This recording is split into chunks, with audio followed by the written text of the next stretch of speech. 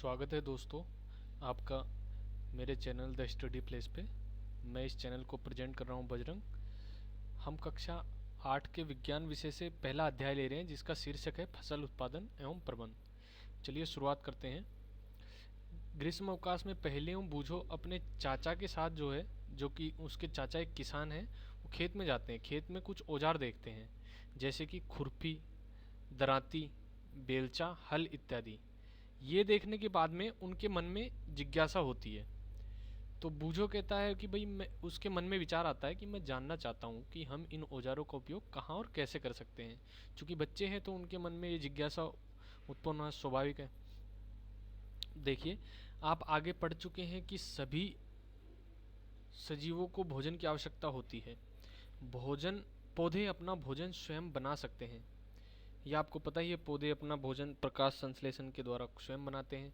क्या आपको याद है कि हरे पौधे अपना भोजन किस प्रकार संश्लेषित करते हैं? पिछली कक्षाओं में आपने पढ़ा है किस प्रकार से सूर्य का प्रकाश का प्रयोग करके पौधे अपना भोजन संश्लेषित करते हैं। यहाँ उसी चीज़ को पूछने की कोशिश कर रहा है, याद दिलाने की कोशिश कर रहा है लेखक। मनुष्य सहित सभी जंतु भोजन बनाने में असमर्थ हैं, तो जंतुओं के भोजन का स्रोत क्या है? यहाँ पूछ रहा है कि भोजन का फिर स्रोत क्या है, क्योंकि मनुष्य तो अपना भोजन स्वयं बना नहीं पाता है। वो तो किसी न किसी तौर पे वनस्पति या पेड़ पौधों पे ही डिपेंड रहता है। चलिए आगे बढ़ते हैं। परंतु हम भोजन ग्रहण ही क्यों करते हैं? यहाँ सवाल ये पूछ रहा है कि हम भोजन ग्रहण ही क्यों करते हैं। देखिए, इसका कंसेप्ट ये है कि सजीव वो भोजन इसलिए ग्रहण करता है ताकि उसके अंदर होने वाले जैविक प्रक्रम जैसे पाचन, श्वसन, उत्सर्जन आदि में वो ऊर्जा का प्रयोग करता है, और ऊर्जा हमें भोजन से प्राप्त होती है। इसलिए हम भोजन का प्रयोग करते हैं। हम अपना भोजन पौधों अथवा जंतुओं या दोनों से ही प्राप्त कर सकते हैं। जंतुओं से जो प्राप्त करते हैं भोजन, उसमें मांसाहारी आ जाते हैं। जो सीधे पौधों से करते हैं उसको शाकाहारी कहते हैं। सभी प्रकार के शाकाहारी जंतु वो हरी घास खाते हैं, और जो मांसाहारी हैं वो मांस का प्रयोग करते हैं। क्योंकि हम सभी को भोजन की आवश्यकता होती है, अतः हम अपने देश के इतने अधिक लोगों को भोजन किस प्रकार उपलब्ध करा सकते हैं। देखिए, यहाँ ये पूछना चाह रहा है कि जब हम सभी को भोजन की आवश्यकता पड़ती है तो इतने बड़े स्केल पे, इतने बड़े लेवल पे भोजन का कैसे उत्पादन होता है और कैसे उपलब्ध होता है। इसके पाठ के शीर्षक को देखें, फसल उत्पादन एवं प्रबंध, तो इसी से स्पष्ट हो जाता है कि फसल को उत्पादन से लेके उसका अंत तक, जब तक उसका डिस्ट्रीब्यूशन नहीं हो जाता है तब तक उसका प्रबंधन किस प्रकार किया जाता है। इस पाठ में इस चीज़ को विशेष तौर पे बताया गया है। चलिए आगे बढ़ते हैं। पहेली कहती है, देखो पहेली के मन में क्या विचार आ रहा है। भोजन का बड़े स्तर पर उत्पादन करना आवश्यक है। एक विशाल जनसंख्या को भोजन प्रदान करने के लिए इसका नियमित उत्पादन, उचित प्रबंधन एवं वितरण आवश्यक है। बहुत ज़्यादा बड़ी जनसंख्या जब होती है तो किस भोजन का उचित प्रकार का उसका उत्पादन प्रक्रिया, उसका प्रबंधन और उसका वितरण, ये तीनों चीज़ों का आपस में संतुलन होना आवश्यक है। अन्यथा भोजन की दिक्कत खड़ी हो सकती है। देखिए क्या कह रहे हैं यहाँ। लगभग 10,000 ईसा पूर्व तक मनुष्य घुमंतु थे। वे एक स्थान से दूसरे स्थान तक भोजन एवं आवास की खोज में समूह में विचरण करते थे। चूंकि जंगली जानवरों का भी डर रहता था, इसलिए वे समूह में चलना सुरक्षित समझते थे। वे कच्चे फल और सब्जियां खाते थे, और उन्होंने भोजन के लिए जंतुओं का शिकार करना प्रारंभ किया। समूह में रहते थे तो जंतुओं का शिकार करना भी आसान हो जाता था। चलो ठीक है, आगे बढ़ते हैं। समय के बीतने के साथ यानी कालांतर में खेती करके चावल, गेहूं एवं अन्य फसलों को उत्पादन कर सके, इस प्रकार से कृषि का आरंभ हुआ। जो घुमंतु मनुष्य थे, समय जैसे जैसे व्यतीत होता गया उसके साथ ही वो चावल, गेहूं एवं अन्य खाद्य पदार्थों का पैदावार करने लगे, तो इससे कृषि का प्रारंभ हो गया। चलिए आगे बढ़ते हैं। जब एक ही किस्म के पौधे किसी स्थान पर बड़े पैमाने पर उगाए जाते हैं तो इसे फसल कहते हैं। ये हम नोट कर सकते हैं, ये पहला पॉइंट है अपना। फसल क्या होती है इसको हम नोट कर सकते हैं।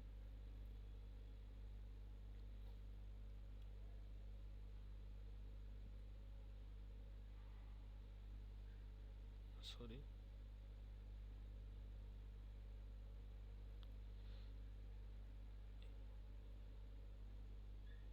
ये जो है पॉइंट है अपना, इसको नोट कर लीजिए। चलिए आगे बढ़ते हैं।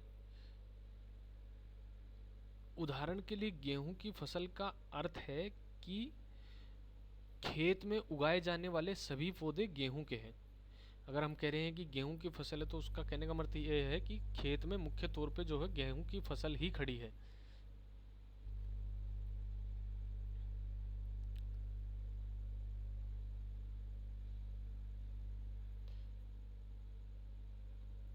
चलिए हम आगे बढ़ते हैं।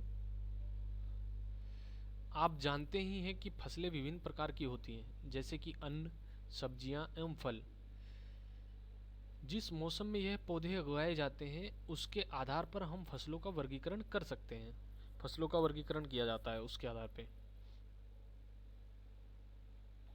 भारत एक विशाल देश है। यहाँ ताप, आर्द्रता और वर्षा जैसी जलवायु परिस्थितियाँ एक क्षेत्र से दूसरे क्षेत्र में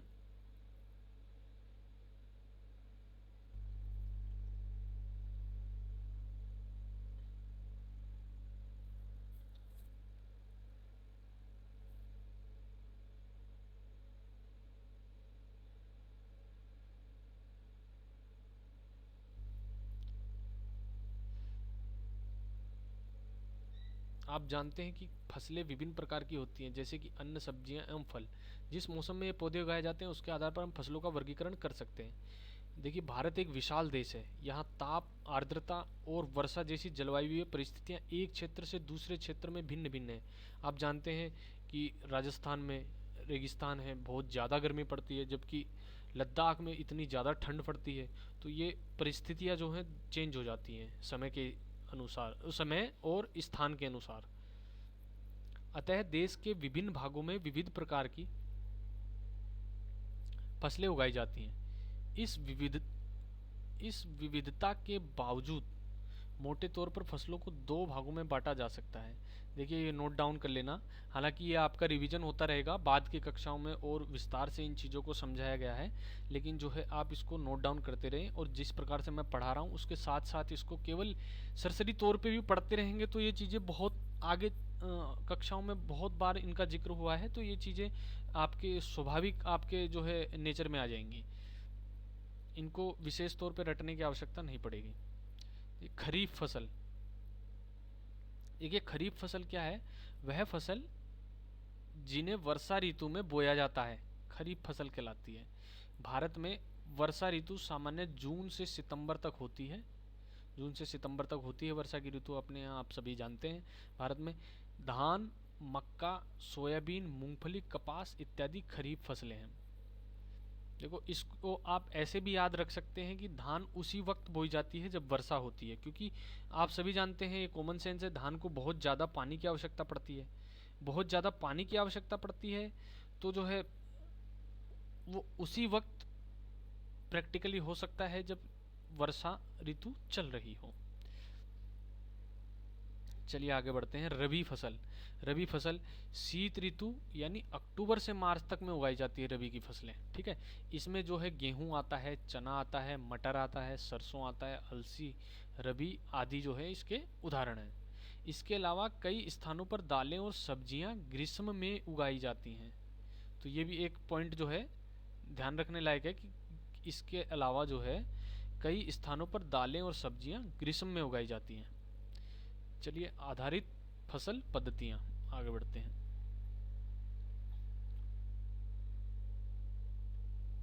देखो, यहाँ उसी चीज को जो है जिक्र कर रहा है, क्वेश्चन के तौर पे पूछ रहा है कि धान को शीत ऋतु में क्यों नहीं उगाया जा सकता।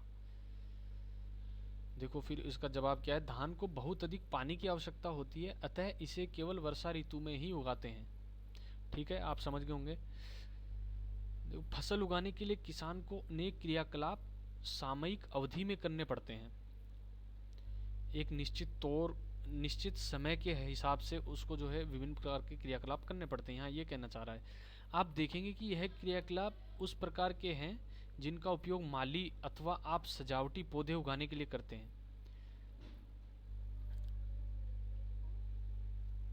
आप सजावटी पौधे उगाने के लिए करते हैं। ठीक है, ये क्रियाकलाप अथवा कार्य कृषि पद्धतियाँ जो आगे दिए गए हैं, ऊपर से आप समझ सकते हैं, आप अपने दैनिक जीवन से जो है ये उदाहरण लिया गया है। माली किस प्रकार से जो है बगीचे में जो है पुष्प लगाता है, इस प्रकार उस चीज़ को ध्यान में रखते हुए, ताकि आप जो है अपने लाइफ स्टाइल से उसको जोड़ के देख सकें। देखो, पहला काम होता है मिट्टी तैयार करना, ये पहला चरण है, मिट्टी तैयार करना। फिर उसकी बुआई, फिर खाद और उर्वरक देना फसल में, फिर सिंचाई, खरपतवार से सुरक्षा, कटाई और अंत में भंडारण। तो ये इन्हीं चीज़ों को जो है पाठ में विशेष तौर पे अब आगे चर्चा में लाया गया है। तो ये प्रक्रम है पूरा, ये चरण है पूरा एक फसल के तैयार होने का।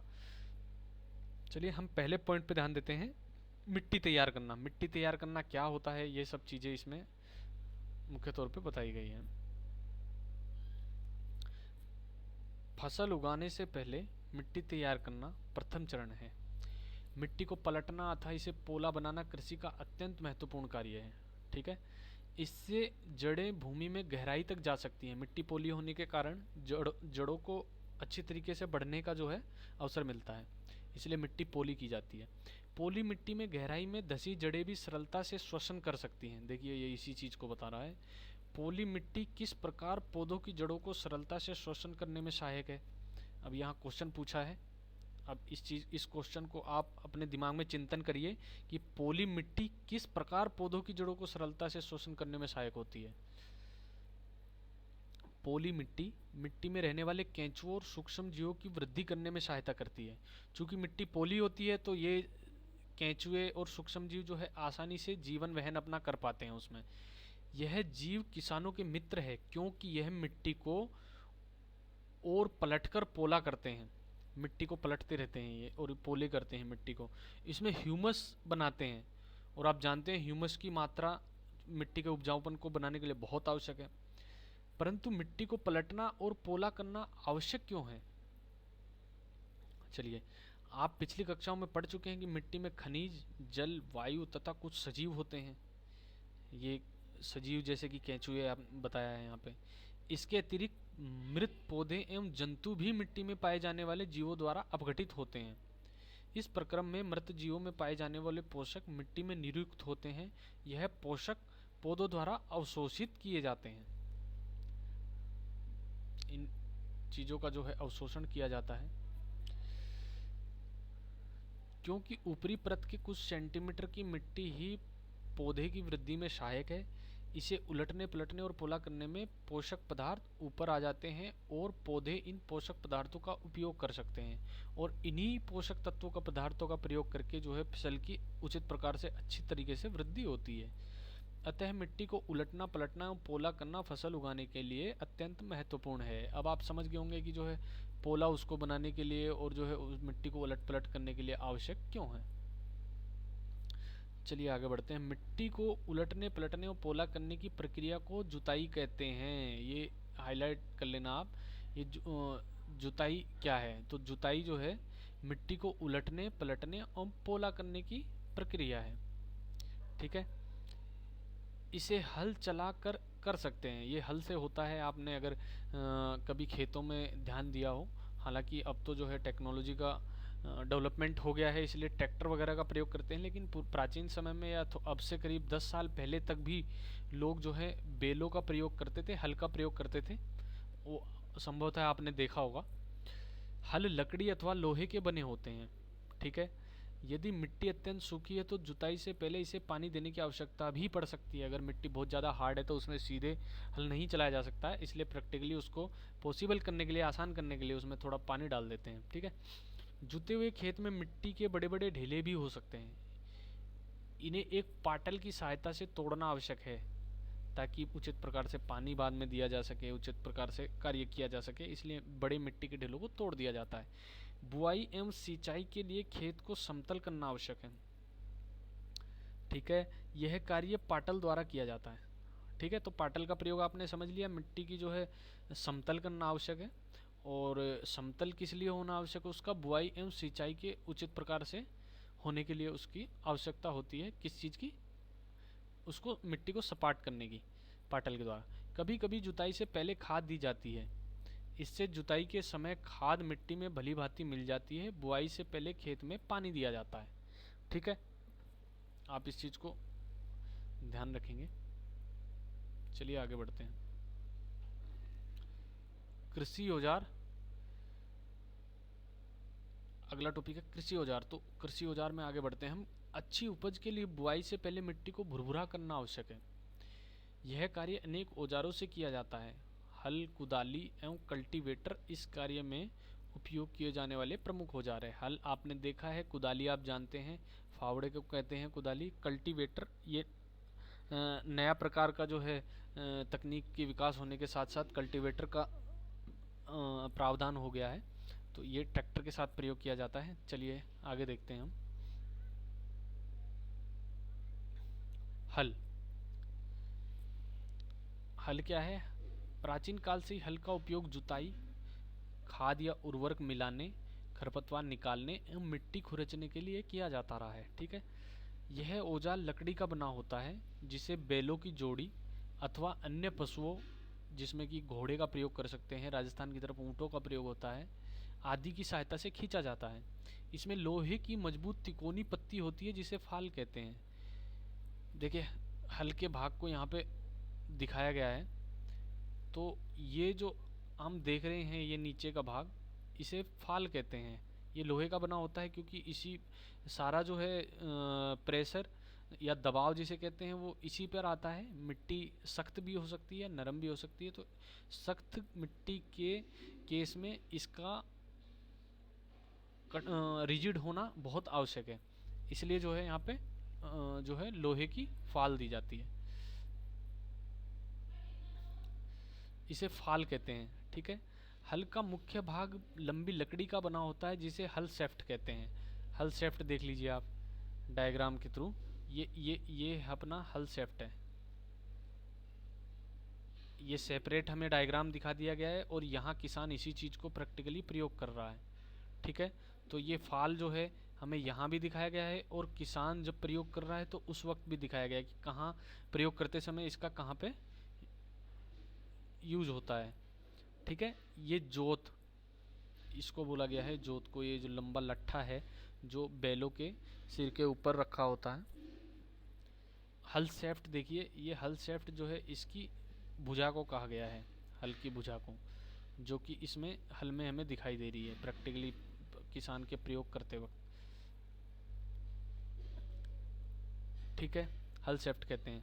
इसके एक सिरे पर हैंडल होता है जैसा कि हमने डायग्राम में देखा था, तथा दूसरा सिरा जोत के डंडों से जुड़ा होता है जिसे बैलों की गर्दन के ऊपर रखा जाता है।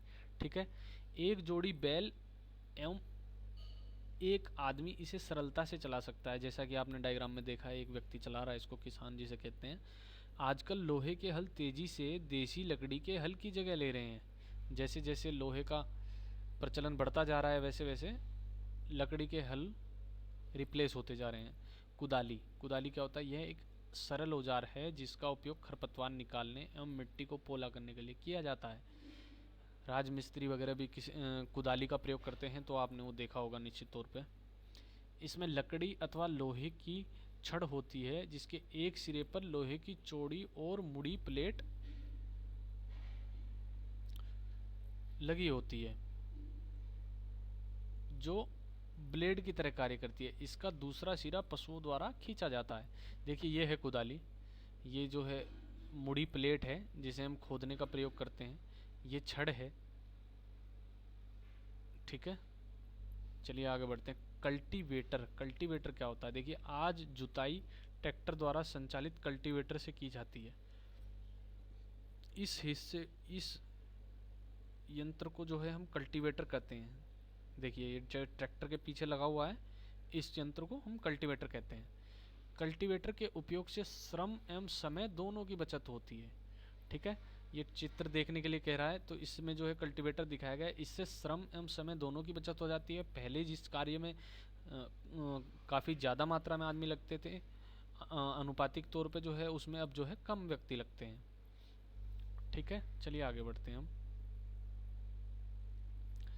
अगला शीर्षक है बुआई। देखिए बुआई फसल उत्पादन का सबसे महत्वपूर्ण चरण है। बोने से पहले अच्छी गुणवत्ता वाले साफ एवं स्वस्थ बीजों का चयन किया जाता है। किसान अधिक उपज देने वाले बीजों को प्राथमिकता देता है। बीज अच्छी गुणवत्ता वाले होंगे तो फसल की पैदावार भी अच्छी होगी, पर हेक्टेयर जो है फसल की पैदावार जो है अच्छी उचित मात्रा में होगी। इससे किसान को जो है अधिक आमदनी होगी, इसलिए जो है वो अच्छे प्रकार के बीजों का चयन करता है, साफ और अच्छे बीजों का। देखिए बीजों के चयन के विषय में क्या कहा गया है। एक दिन मैंने अपनी माँ को देखा कि चने के कुछ बीज एक बर्तन में रखकर उसमें कुछ पानी डाल रही है। कुछ मिनट पश्चात कुछ बीज पानी के ऊपर तैरने लगे। मुझे आश्चर्य हुआ कि कुछ बीज पानी के ऊपर क्यों तैरने लगे। देखिए ये एक कह सकते हैं कि बहुत ही प्रैक्टिकल तरीका है या ग्रामीण तरीका है किसान जिसे प्रयोग करते हैं कि पानी में जिन बीजों का उनको प्रयोग करना होता है उन बीजों को पानी में डाल देते हैं। जो बीज हल्के होते हैं या जिन्हें कह देते हैं कि जो बीज बीमार होते हैं वो पानी पे तैरने लगते हैं, उन बीजों को निकाल दिया जाता है और बाकी जो स्वस्थ बीज होते हैं उनका प्रयोग कर लिया जाता है। क्रियाकलाप में देखिए क्या कह रहा है। एक बीकर लेकर इसे पानी से आधा भरिए, इसमें एक मुट्ठी गेहूं के दाने डालकर भली भांति हिलाइए, कुछ समय प्रतीक्षा कीजिए। क्या कुछ बीज जल के ऊपर तैरने लगते हैं? जो बीज पानी में बैठ जाते हैं वे हल्के हैं या भारी हैं? स्वाभाविक तौर पे जो चीज़ भारी होती है वही जल में बैठती है, ठीक है। क्षतिग्रस्त बीज खोखले हो जाते हैं और इस कारण हल्के होते हैं, अतः यह जल पर तैरने लगते हैं।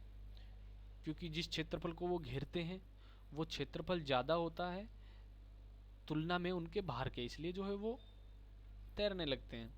अच्छे और स्वस्थ बीजों को क्षतिग्रस्त बीजों से अलग करने की यह अच्छी विधि है, ठीक है। बुआई से पहले बीज बोने के औजारों के बारे में जानना आवश्यक है।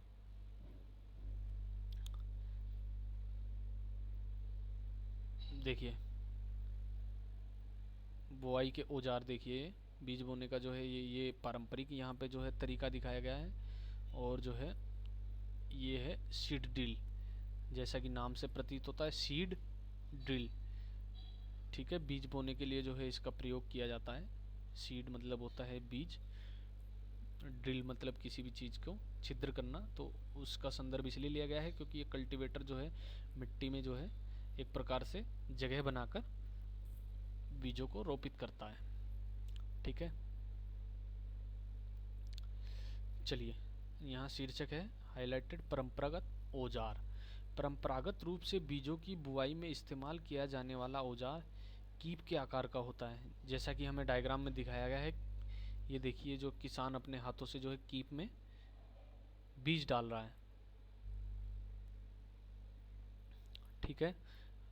बीजों को कीप के अंदर डालने पर यह 2 या 3 नुकीले सिरे वाले पाइपों से गुजरता है। देखिए ये पाइप दिखाया गया है यहाँ पे। ये सिरे मिट्टी को भेदकर बीज को स्थापित कर देते हैं। मिट्टी में यहाँ से बीज जो है चला जाता है नीचे। ये हल होता है आगे आगे, ये हल अपनी जो है जगह बनाता रहता है। पीछे जो है जो है धातु का जो है पाइप होता है जिसके अंदर से जो है बीज नीचे जाते हैं, और उसी पंक्ति में, जिस पंक्ति में लोहे की फाल चल रही होती है, बीजों का रोपित होना मतलब कंटिन्यू होता है। चलिए हम आगे बढ़ते हैं अब अगले पेज पर।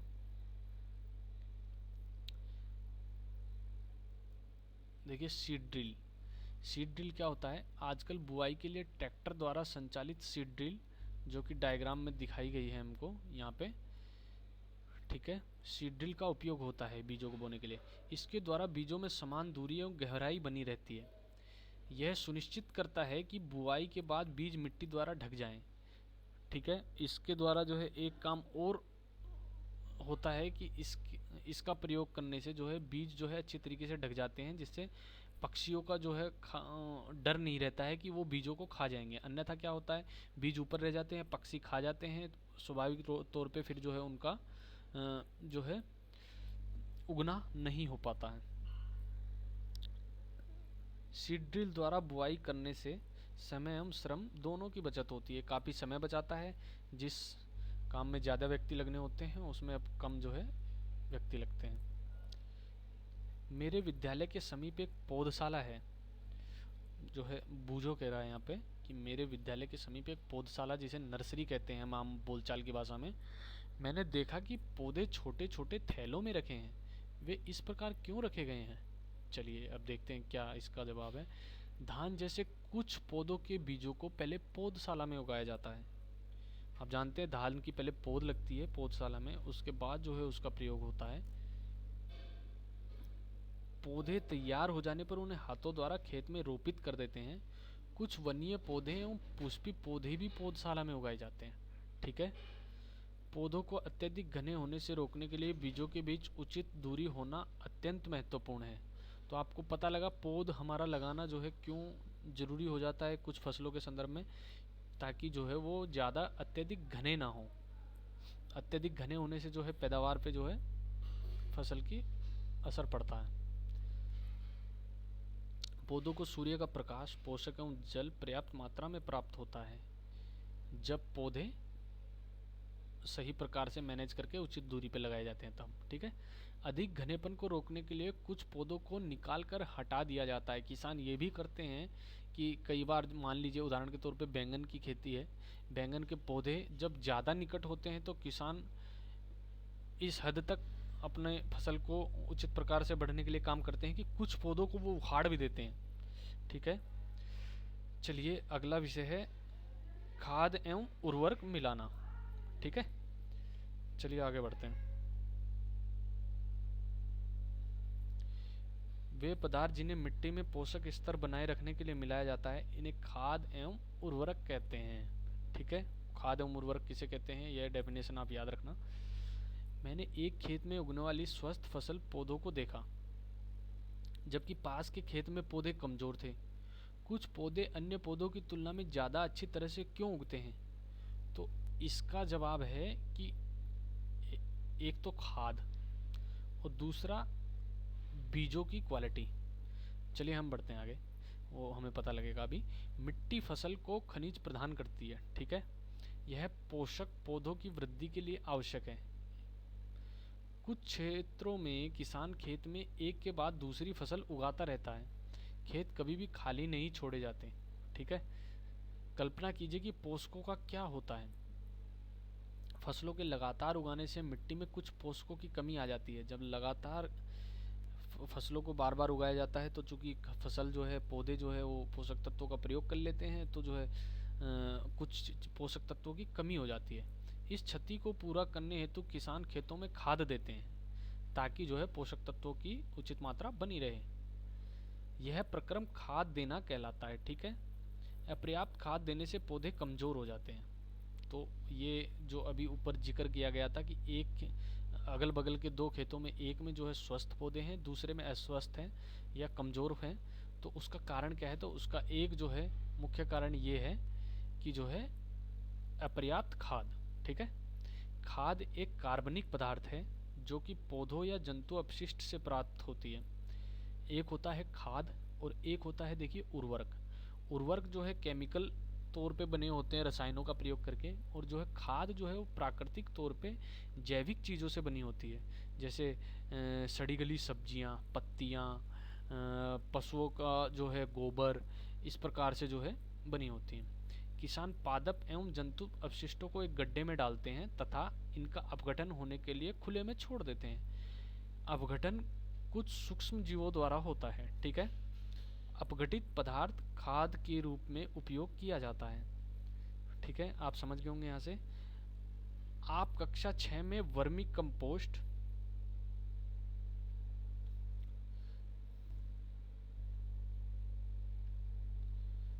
कंपोस्ट अथवा केंचुए द्वारा खाद तैयार करने के विषय में पढ़ चुके हैं। ठीक है।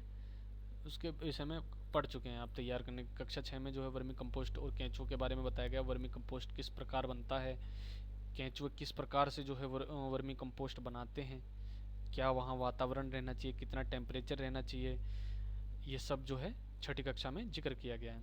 चलिए हम आगे बढ़ते हैं। देखिए एक क्रियाकलाप करवा रहा है हमसे यहाँ पे। मूंग अथवा चने के बीज लेकर उन्हें अंकुरित कीजिए। ठीक है। इनमें से एक ही आकार वाले 3 नवोद्भिद छांट लीजिए। नवोद्भिद मतलब जिनका अभी अभी अंकुरण हुआ है। ठीक। अब 3 गिलास अथवा ऐसे ही पात्र लीजिए। इन पर ए, बी तथा सी निशान लगाइए। ठीक। ए में थोड़ी सी मिट्टी लेकर इसमें थोड़ी सी गोबर की खाद मिलाइए। ए में थोड़ी सी मिट्टी लेकर इसमें थोड़ी सी गोबर की खाद मिलाइए। गिलास बी में समान मात्रा में मिट्टी लेकर उसमें यूरिया मिलाइए, उर्वरक जिसे कहते हैं जो यूरिया मिलाइए। ठीक है। सी में जो है कुछ मिट्टी लीजिए बिना कुछ मिलाए, 1.3 ए, यानी कि ये जो डायग्राम है इसमें 3 गिलास देखिए यहाँ पे लिए हैं इन्होंने।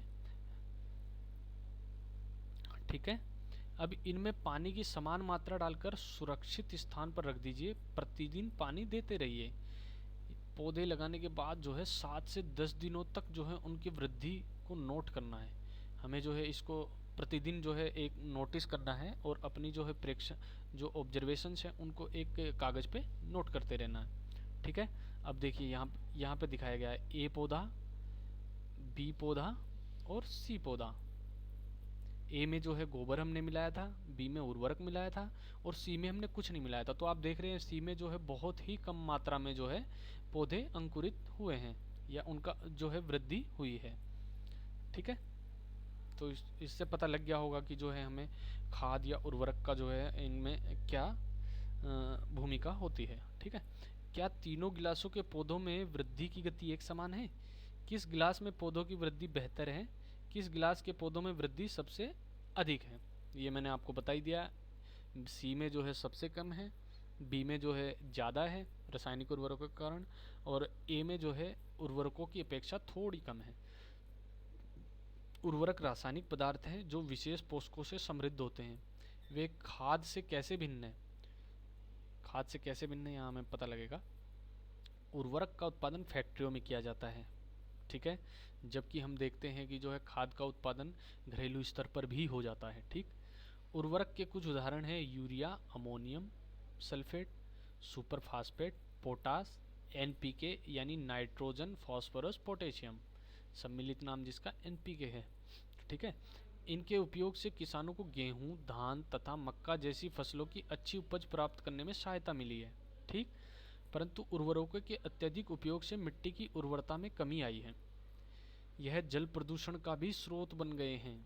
उर्वरक जो है जल प्रदूषण का मुख्य कारण भी माने जाते हैं, जबकि खाद जो है वो प्राकृतिक तौर पे सुरक्षित माने जाते हैं। ठीक है। यह जल प्रदूषण का स्रोत भी बन गए हैं। अतः मिट्टी की उर्वरता बनाए रखने के लिए हमें उर्वरकों के स्थान पर जैविक खाद का प्रयोग करना चाहिए, अथवा दो फसलों के बीच में खेत को कुछ समय के लिए बिना कुछ उगाए छोड़ देना चाहिए। ठीक है। अब आगे बढ़ते हैं इसी के साथ। खाद के उपयोग से मिट्टी के गठन एवं जल अवशोषण उसकी क्षमता में भी वृद्धि होती है। ठीक है।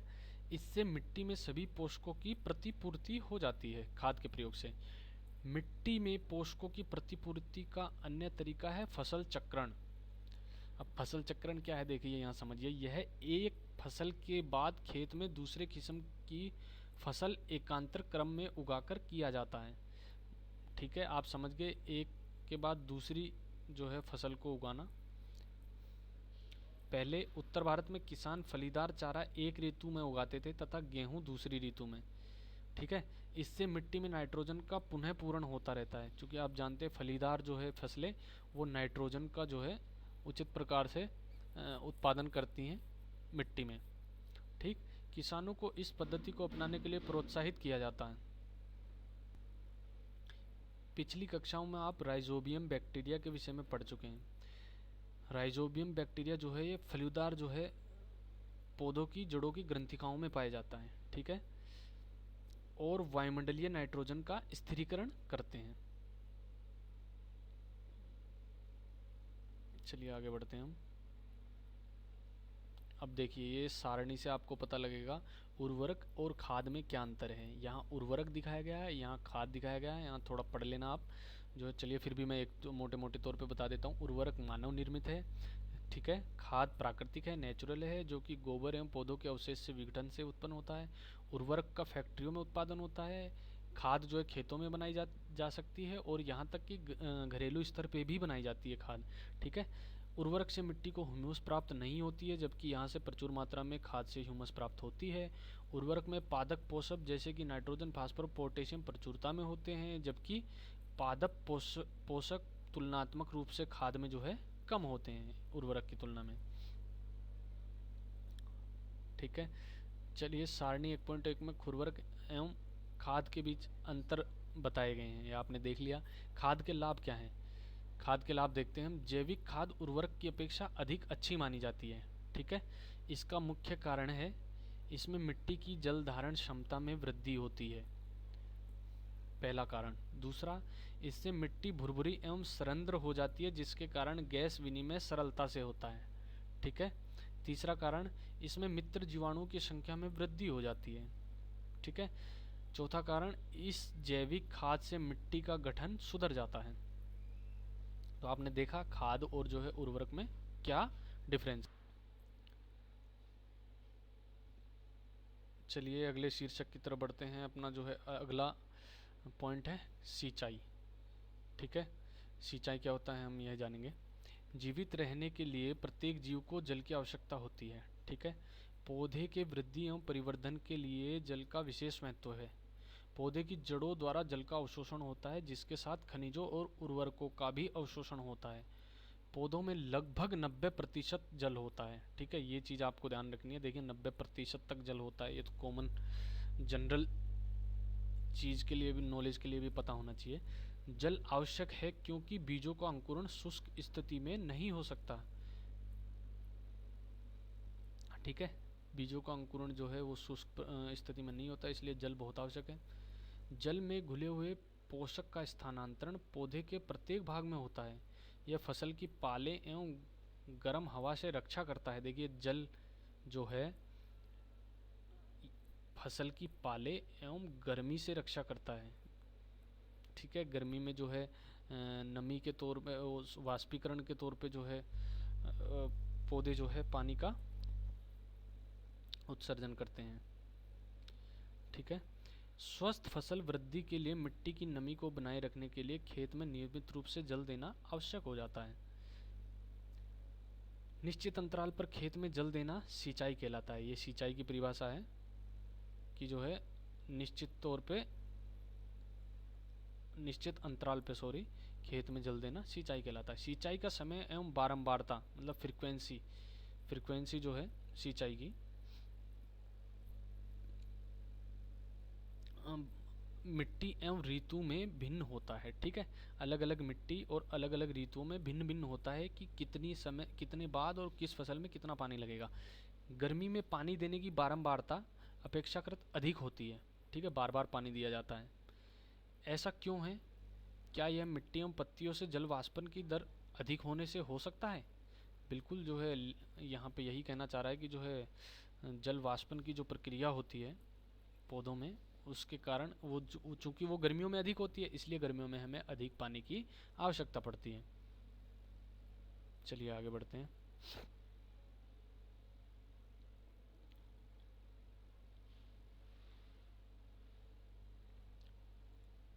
इस वर्ष पानी देते समय मैं अधिक सतर्क हूँ। देखो बूझो क्या कह रहा है यहाँ हमें। इन जो बूझो और पहेली के द्वारा जो क्वेश्चन किए जाते हैं या जो बात कही जाती है उन पर विशेष तौर से ध्यान देने की ज़रूरत है। काफ़ी कंसेप्ट्स ऐसे हैं जो हमारे यहाँ से क्लियर होते हैं, या फिर आपके दिमाग में ये क्वेश्चंस जो है जिज्ञासा उत्पन्न करते हैं, ताकि जो है आपको उनका जो है हल ढूंढने की कोशिश करने की चेष्टा उत्पन्न होगी, ठीक है। चलिए आगे बढ़ते हैं। सिंचाई के स्रोत, सिंचाई के क्या क्या स्रोत हो सकते हैं वो देखते हैं। कुएँ, जलकूप, तालाब या झील, नदियाँ, बांध एवं नहर इत्यादि जल के स्रोत हैं। देखिए यहाँ जो है 1.4a में दिखाया गया है मोट, ये मोट है। ये चैन पंप है, ये पूरा सेटअप जो है चैन पंप का है। ये जो है ढेकली कहते हैं इसको, ये प्राचीन समय में काफ़ी प्रयोग होता था, ये ढेकली कहा जाता है। इसमें एक पेड़ का प्रयोग करके इधर भार दिया जाता है ताकि जो है कुएं से पानी निकाला जा सके, ठीक है। ये देखिए इसको जो है हम रहट कहते हैं। इसमें जो है पशु का प्रयोग किया जाता है पानी निकालने के लिए, ठीक है। चलिए पढ़ते हैं सिंचाई के पारंपरिक तरीके। कुओं, झीलों एवं नहरों में उपलब्ध जल को निकालकर खेतों तक पहुंचाने के तरीके विभिन्न क्षेत्रों में भिन्न भिन्न हैं। अलग अलग क्षेत्र के हिसाब से अलग अलग तरीके प्रयोग किए जाते हैं। मवेशी अथवा मजदूर इन विधियों में इस्तेमाल किए जाते हैं। ठीक है, अतः यह सस्ते हैं परंतु यह कम दक्ष हैं, मतलब इनकी एफिशिएंसी ज़्यादा नहीं होती है। विभिन्न पारंपरिक तरीके निम्न हैं। कौन से? मोट या जिसे घिरनी कहते हैं, पहला चित्र जो है।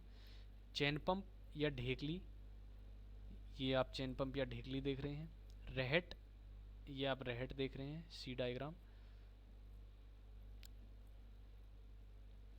सॉरी ये ढेकली है, सी डायग्राम जो है ढेकली है, थर्ड वन ढेकली। चौथा जो है वो रहट है, रहट में जो है पशु का प्रयोग किया जाता है। ठीक है, जल को ऊपर खींचने के लिए सामान्यतः पंप का उपयोग किया जाता है। पंप चलाने के लिए डीजल, बायोगैस, विद्युत एवं सौर ऊर्जा का उपयोग किया जाता है, जो कि आज के तौर पे अधिकतर प्रयोग में है। ठीक है, चलिए आगे बढ़ते हैं।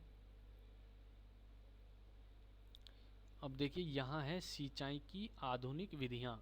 आज के दौर में जो है सिंचाई के कौन कौन से मेथड्स यूज किए जा रहे हैं। सिंचाई की आधुनिक विधियों द्वारा हम जल का उपयोग मितव्ययता से कर सकते हैं, यानी जल की बर्बादी बहुत कम होती है। ठीक है, मुख्य विधियाँ कौन कौन सी हैं? पहली है छिड़काव तंत्र या स्प्रिंकलर सिस्टम कह देते हैं।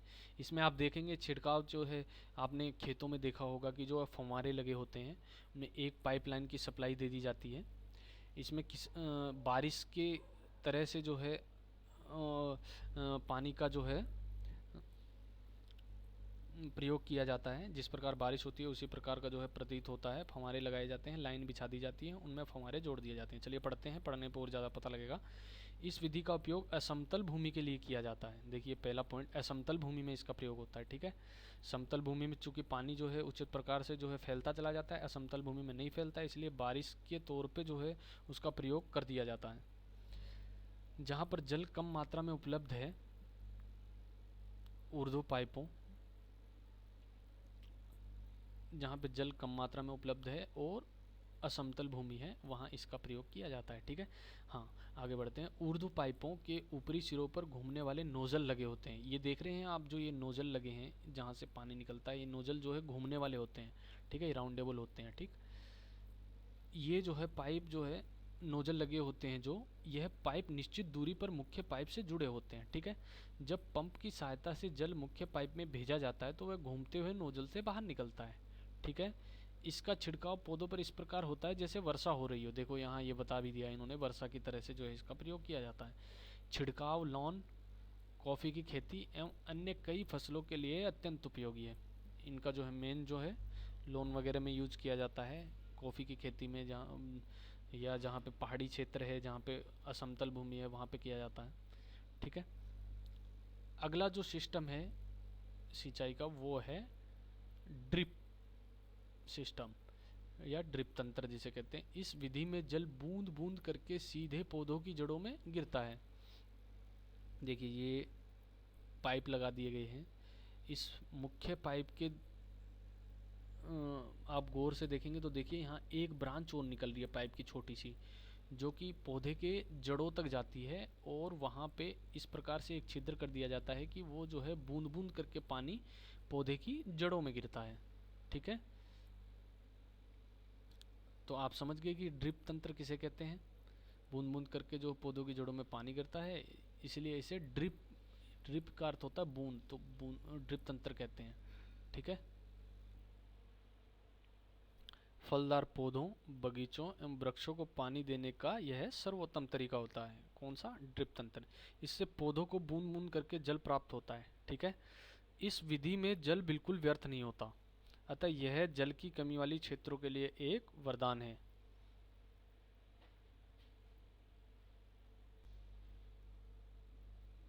चलिए आगे बढ़ते हैं। देखिए अगला जो है वो टॉपिक आ जाता है खरपतवार से सुरक्षा। ठीक है, बूझो और पहेली निकट के गेहूं के खेत में गए और उन्होंने देखा कि खेत में फसल के साथ कुछ अन्य पौधे भी उग रहे हैं। जो मुख्य फसल होती है उसके अलावा भी कई प्रकार के पौधे उग जाते हैं जिनका कोई प्रयोग नहीं होता है।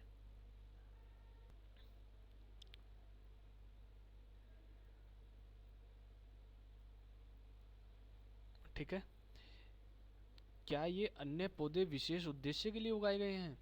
यहाँ बूझो पूछ रहा है। आपको इस पे चिंतन करना है, ज़रूर इन पे जो है 10-15 सेकंड का समय ज़रूर लगाएं। खेत में कई अन्य अवांछित पौधे प्राकृतिक रूप से फसल के साथ उग जाते हैं, ठीक है। इन अवांछित पौधों को खरपतवार कहते हैं। खरपतवार किसे कहते हैं ये आपने देख लेना इसको, ठीक है। खरपतवार हटाने को निराई कहते हैं। निराई क्या है, यहाँ पे हाईलाइट कर दिया निराई क्या है, तो इसको भी जो है पॉइंट लिख लेना, निराई क्या है। निराई आवश्यक है क्योंकि खरपतवार जल पोषक जगह और प्रकाश की स्पर्धा कर फसल की वृद्धि पर प्रभाव डालते हैं। देखिए जो है, अब जो खरपतवार होती है पानी उसको भी मिलता है, पानी फसल को भी मिलता है। इस केस में क्या होता है कि जो है खरपतवार जो है अनावश्यक रूप से वृद्धि करती है तो फसल पे जो है उसका प्रभाव डालती है। अगर इसी केस में मान लीजिए खरपतवार नहीं हो तो पानी जो लगाया गया है उसकी मात्रा फसल को अधिक मिलेगी और उसका उचित प्रकार से वृद्धि हो पाएगी। लेकिन ऐसा नहीं होता है क्योंकि खरपतवार भी पानी का प्रयोग करती है, ठीक है। चलिए, कुछ खरपतवार कटाई में भी बाधा डालते हैं, ठीक है, तथा मनुष्य एवं पशुओं के लिए विषैले हो सकते हैं। जंतु कई बार जो है चारा खाते हैं, उसमें जो है विषैली खरपतवार का होना खतरनाक हो सकता है। खरपतवार को हटाने एवं उसकी वृद्धि को नियंत्रित करने के लिए किसान विभिन्न तरीके अपनाता है। क्या अपनाता है? फसल उगाने से पहले खेत जोतने से खरपतवार उखाड़ने एवं हटाने में सहायता मिलती है, ठीक है। इससे खरपतवार पौधे सूख कर मर जाते हैं और मिट्टी में मिल जाते हैं। खरपतवार हटाने का सर्वोत्तम समय उनमें पुष्पन एवं बीज बनने से पहले का होता है, ठीक है। उनमें जैसे पुष्प बनने वाले हों या बीज बनने वाले हो उस समय से जस्ट पहले उनको हटा दिया जाता है। खरपतवार पौधों को हाथ से जड़ सहित उखाड़ कर अथवा भूमि के निकट से काट कर समय समय पर हटा दिया जाता है। उचित तो यह माना जाता है कि पौधे को उखाड़ दिया जाए ताकि जो है वो दोबारा से हो ना, क्योंकि अगर काट दिया जाता है तो वो फिर से वृद्धि कर जाता है। यह कार्य खुरपी या हैरो की सहायता से किया जाता है। इस बार आप जब भी गांव जाएं या खेतों में जाएं तो इन चीज़ों को गौर करें, ठीक है। रसायनों के उपयोग से भी खरपतवार नियंत्रण किया जाता है जिसे खरपतवार नाशी कहते हैं। जैसे 2 और 4D, ये दो प्रकार के जो है खरपतवार नाशी है, इनका प्रयोग किया जाता है खरपतवार नियंत्रण करने में। कैसे किया जाता है? खेतों में इनका छिड़काव किया जाता है जिससे खरपतवार पौधे मर जाते हैं परंतु फसल को कोई हानि नहीं होती, ठीक है। इनकी विशेष खासियत है ये कि ये फसल को कोई नुकसान नहीं पहुंचाते हैं। खरपतवार नाशी को जल में आवश्यकता अनुसार मिलाकर स्प्रेयर यानी फुहारे की सहायता से खेत में छिड़काव करते हैं, ठीक है। चित्र देखते हैं हम। 1.6 में क्या कर रहा है किसान, ये जो है स्प्रे कर रहा है फुहार की सहायता से, ठीक है, पीड़कनाशियों का, खरपतवार नाशी सॉरी। क्या खरपतवार नाशी का प्रभाव इसको छिड़कने वाले व्यक्ति पर भी पड़ता है, बूझो पूछ रहा है। चलिए, जैसा पहले बताया गया है, खरपतवार की वृद्धि के समय तथा पुष्पन एवं बीज बनने के पहले ही खरपतवार नाशी का छिड़काव करते हैं। ये चीज़ ध्यान रखनी है अपने को, खरपतवार नाशी का प्रयोग कब करते हैं, ठीक है। ऐसे ही नहीं किसी भी वक्त उनका प्रयोग कर दिया जाता है, पुष्प एवं बीज बनने से पहले किया जाता है, ठीक है। खरपतवार नाशी के छिड़काव से किसान के स्वास्थ्य पर भी प्रभाव पड़ सकता है, अतः इन्हें रसायनों का प्रयोग करने के लिए सावधानी पूर्वक रहना चाहिए और छिड़काव करते समय अपने मुंह एवं नाक कपड़े से ढक लेना चाहिए, ठीक है स्टूडेंट्स। चलिए आगे बढ़ते हैं। अगला टॉपिक है कटाई। फसल की कटाई एक महत्वपूर्ण कार्य है, ठीक है। फसल पक जाने के बाद उसे काटना कटाई कहलाता है। कटाई के दौरान या तो पौधों को खींचकर उखाड़ लेते हैं अथवा उसे धरातल के पास से काट लेते हैं। एक अनाज फसल को पकने में 3 से 4 महीने का समय लगता है, ठीक है। हमारे देश में दराती की सहायता से हाथ द्वारा कटाई की जाती है। देखो ये दराती है, आपने संभवतः देखी हो। अथवा एक मशीन का उपयोग किया जाता है जिसे हार्वेस्टर कहते हैं। हार्वेस्टर मशीन का भी प्रयोग किया जाता है फसल की कटाई के लिए। काटी गई फसल से बीजों या दानों को भूसे से अलग करना होता है, इसे थ्रेसिंग कहते हैं, ठीक है। थ्रेसिंग किसे कहते हैं तो आप ये नोट कर लेना।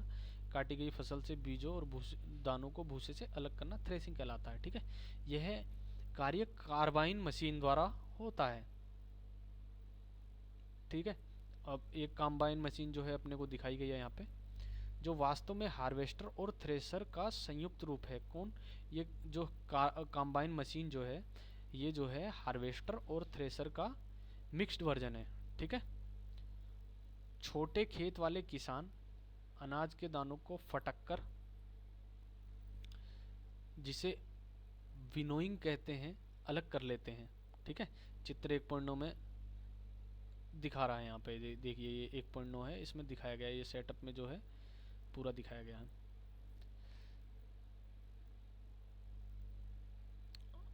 अब ये यहाँ पे कह रहा है कि आप जो है ये विनोइंग के बारे में कक्षा 6 में पढ़ ही चुके हैं, तो चलिए ये कोई विशेष मुद्दा नहीं है। हालांकि आपको याद होना चाहिए कि कक्षा 6 में आपने ये किस प्रकार से पढ़ा था, क्या प्रयोग इसका किस प्रकार से हुआ था। पहेली क्या कह रही है देखिए यहाँ पे, कटाई के बाद कभी कभी तने के टुकड़े खेत में ही रह जाते हैं जिन्हें किसान जला देते हैं। ठीक है, पहेली इन टुकड़ों के खेत में जलाने के कारण चिंतित है। वह जानती है कि इससे प्रदूषण होता है, इससे खेत में पड़ी फसल में आग लगने का खतरा भी है।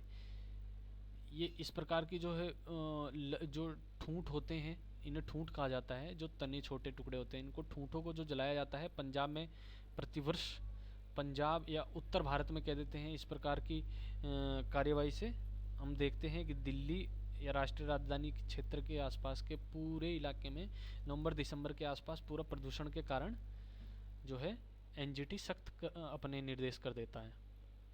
चलिए, कटाई पर्व क्या होता है देखिए इसके बारे में। 3-4 महीनों के कठोर परिश्रम के बाद कटाई का समय आता है।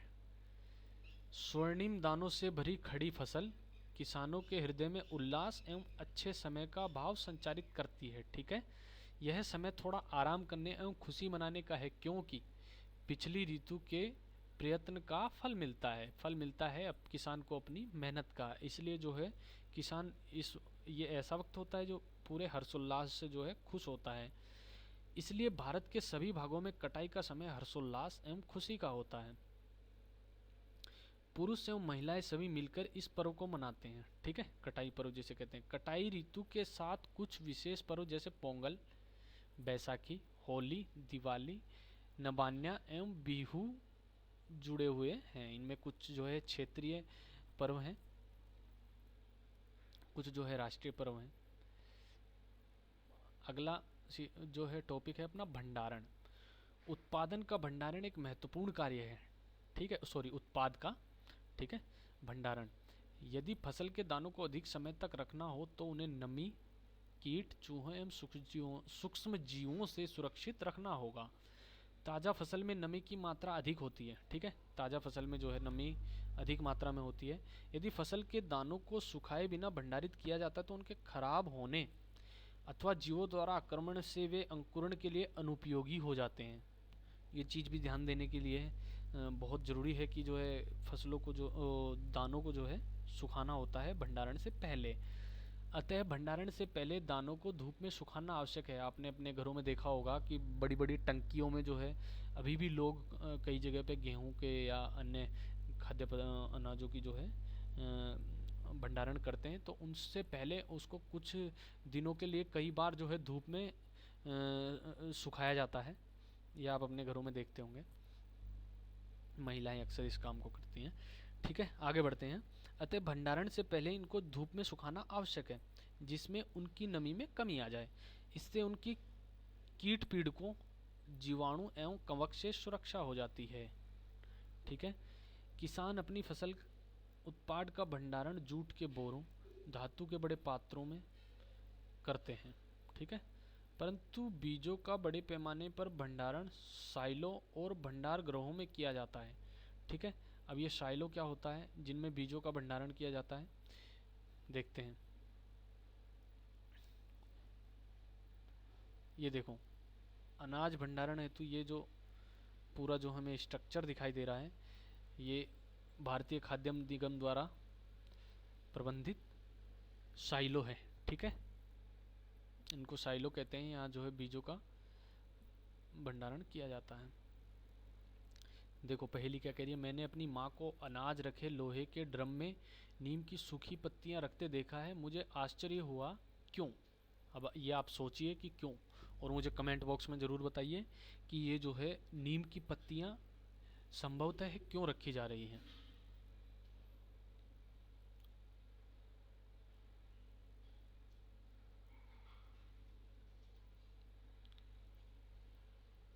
देखिए, भंडारण गृह में बोरों में अनाज का भंडारण, ये जूट के बोरे हैं, इनमें जो है भंडारण किया जा रहा है, आपने देखा होगा ये। ठीक है, इनको साइलों में, जो ऊपर चर्चा हो रही थी, साइलों में रखा जाता है बीजों को ताकि चूहे एवं कीटों से सुरक्षित रखा जा सके। ठीक है, 10A और ये है 10B। 10A साइलो का जो डायग्राम था वो है 10A। ठीक है, ये 10A है साइलो, FCI द्वारा प्रबंधित, और ये जो है बी डायग्राम है जहाँ पे बोरों में भंडारण किया गया है। ठीक है, नीम की सूखी पत्तियां घरों में अनाज के भंडारण में उपयोग की जाती हैं। ठीक है, अब ये यहाँ पे इसने जो है रिवील कर ही दिया है। बड़े भंडार गृहों में अनाज को पीड़कों एवं सूक्ष्म जीवों से सुरक्षित रखने के लिए रासायनिक उपचार भी किया जाता है। ठीक है, अगला जो है टॉपिक है वो है जंतुओं से भोजन। ठीक है, क्रियाकलाप 1.3 में क्या कह रहा है, अपनी अभ्यास पुस्तिका में निम्न तालिका बनाकर उसे पूरा कीजिए। क्रम संख्या है, खाद्य पदार्थ क्या है और उसका स्रोत क्या है। ठीक है, आप जो है इस चीज़ को कंप्लीट कर लीजिएगा। चलिए हम आगे बढ़ते हैं। इस सारणी की पूर्ति करने के पश्चात आपने देखा होगा कि पौधों की तरह ही जंतु भी हमें विभिन्न प्रकार के खाद्य पदार्थ प्रदान करते हैं। जैसे जंतुओं से हमें प्राप्त होता है क्या, दूध प्राप्त होता है, हमें मांस प्राप्त होता है, हमें प्रोटीन युक्त खाद्य पदार्थ प्राप्त होते हैं। ठीक है, चलिए आगे बढ़ते हैं। समुद्र के तटीय क्षेत्रों में रहने वाले लोग मछली का मुख्य आहार के रूप में उपयोग करते हैं। पिछली कक्षाओं में पौधों से प्राप्त होने वाले खाद्य पदार्थों के विषय में आप पढ़ चुके हैं। हमने अभी सीखा कि फसल उत्पादन के विभिन्न चरण हैं। ठीक है, बीजों का चयन, बुआई इत्यादि, ये सब जो है फसल उत्पादन के महत्वपूर्ण चरण हैं। इसी प्रकार घरों में अथवा फार्म पर पालने वाले पालतू पशुओं को उचित भोजन, आवास एवं देखभाल की आवश्यकता होती है। जब यह बड़े पैमाने पर किया जाता है तो इसे ही पशुपालन कहते हैं। ठीक है, तो स्टूडेंट्स आप समझ गए हैं पशुपालन किसे कहते हैं। एक बार आप यहाँ से जो है फिर से हम चलो पढ़ लेते हैं। घरों में अथवा फार्म पर पालने वाले पालतू पशुओं को उचित भोजन, आवास एवं देखभाल की आवश्यकता होती है ताकि जो है उनकी उचित प्रकार से वृद्धि हो सके, वो स्वस्थ रह सकें। और यह बड़े पैमाने पर जब किया जाता है तो इसी चीज़ को जो है पशुपालन कहा जाता है। ठीक है, पशुपालन इसी को कहते हैं। ठीक है, अब पहेली क्या कह रही है, देखो, मछली स्वास्थ्य के लिए अच्छा आहार है। हमें मछली से कॉड लीवर तेल मिलता है जिसमें विटामिन डी अधिक मात्रा में पाया जाता है। विटामिन डी के बहुत ही सीमित सोर्स होते हैं जिनमें सूर्य का प्रकाश भी एक है, और ये मछली के जो है कॉड लीवर के तेल से भी यहाँ पे मिलता है हमको। चलिए आगे बढ़ते हैं। अब देखिए, ये जो है मुख्य तौर पे इस पाठ में जो चर्चा हुई है उनमें से इन शब्दों पे आपको गौर देना है, रटने की आवश्यकता नहीं है। आगे आगे जैसे जैसे आप विषय को पढ़ते रहेंगे ये अपने आप जो है आपको कंठस्थ होती चली जाएंगी चीज़ें, बशर्ते आप जो है इनका रिवीजन समय समय से करते रहें। ठीक है, कृषि पद्धतियाँ क्या है ये देखा था आपने शुरुआत में। पशुपालन क्या है हमने अभी देखा जस्ट।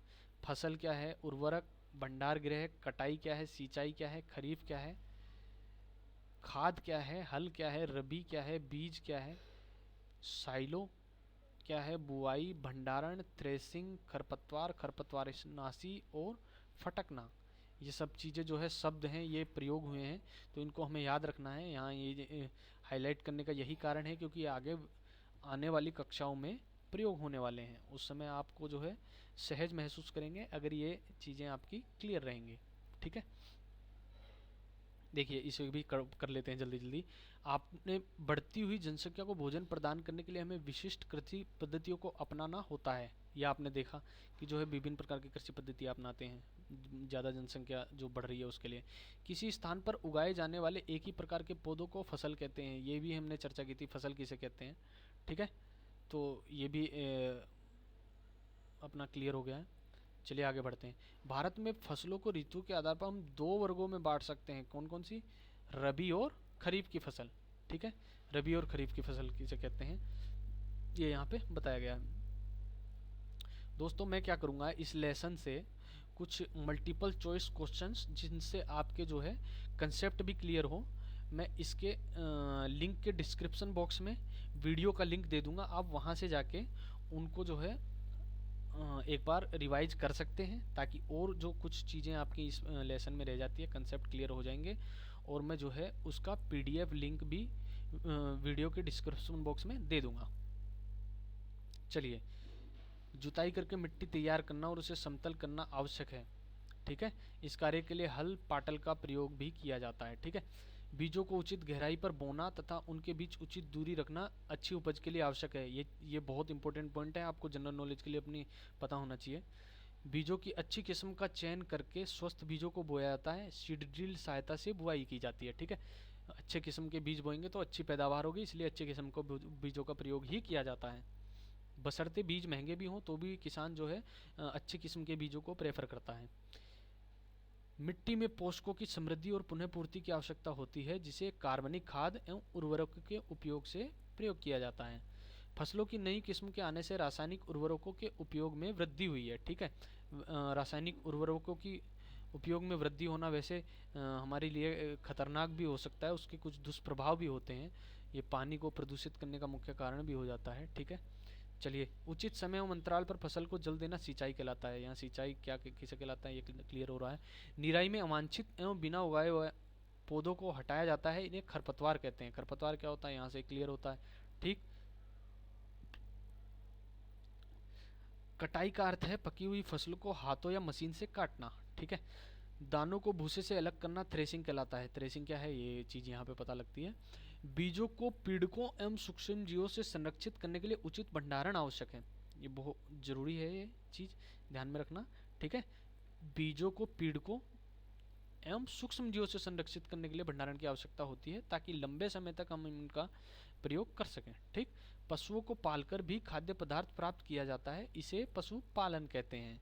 तो यहाँ से अपना पॉइंट क्लियर होता है कि पशुपालन किसे कहते हैं। दोस्तों अब आगे आ जाता है अभ्यास। तो आप इस अभ्यास को जो है अपने लेवल पे सोल्व करिए। अगर कोई समस्या आती है आपको तो आप हमें ज़रूर लिखें। इस विषय में हम जो है आपकी जो है आपका जो ये कंसेप्ट है वो क्लियर कर देंगे। तो ये आगे अभ्यास है।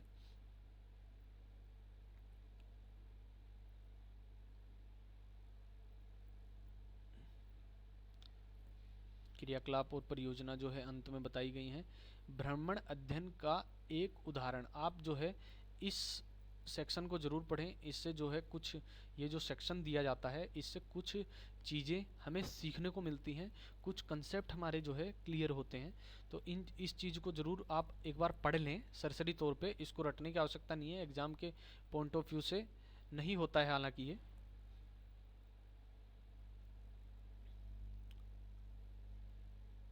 ठीक है,